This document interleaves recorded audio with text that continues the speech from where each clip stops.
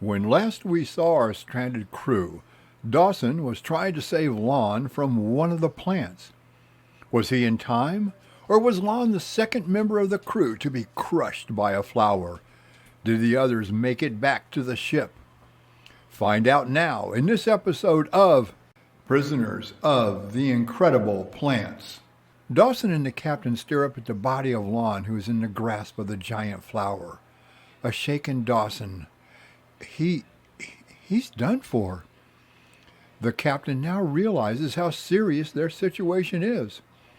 The dominant life here is plant and flower intelligence. We are as much food to them as our own beef stock is to us on Earth. As the captain and Dawson approach the crashed ship, they're shocked by what they see.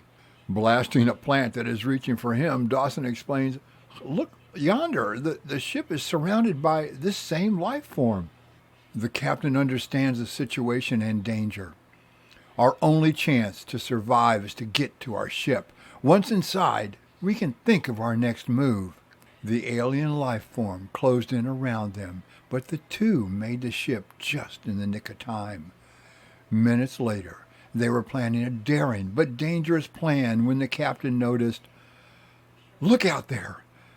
Now we're completely hemmed in. We'll have to burn our way out." As the captain stares out at the surrounding area, he begins to understand what is taking place. These plants seem to have a society similar to our bee society. There are the warrior plants advancing towards us, escorted by the worker plants which clear the path, and surrounded by the drone trees closing everything in by their thorns. It's a planet-wide carnivorous trap, and we're the bait caught in the center of it.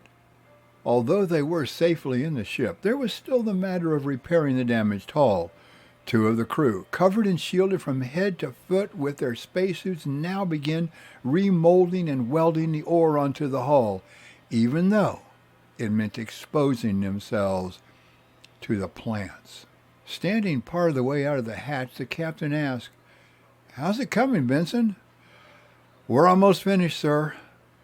Suddenly, crewman Serves slips. I'm slipping on this plant sap outside."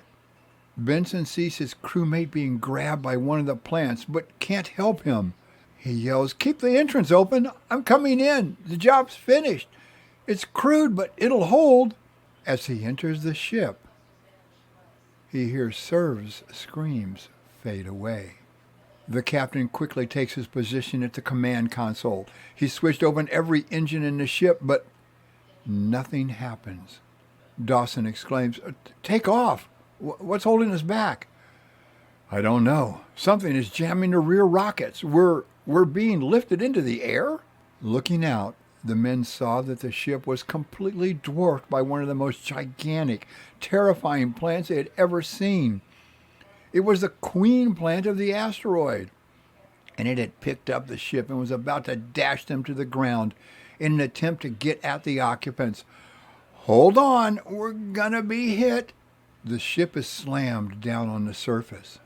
The queen picks the ship back up and repeatedly hurls them to the ground. The last crash produced a terrible sound that the captain recognizes. The hull can't take this beating much longer. Another crash and we're through. Suddenly, Benson is seen leaving the ship.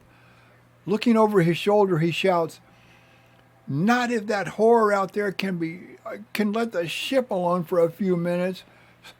So long, guys. Don't try to stop me." "Benson, come back." Does Benson make it back to the ship? Will the ship be able to take off, or will the queen plant succeed in destroying it?